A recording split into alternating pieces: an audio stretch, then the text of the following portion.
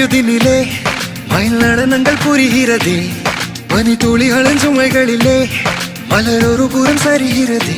நேற்று நான் வேறொரு ஆடவன், இன்று நான் வெண்பனியானவன்.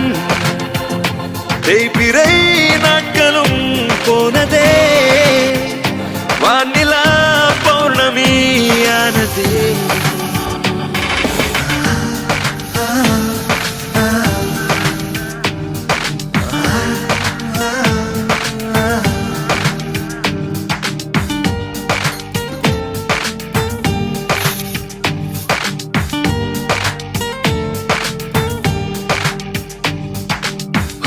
சுனந்தா சுனந்தா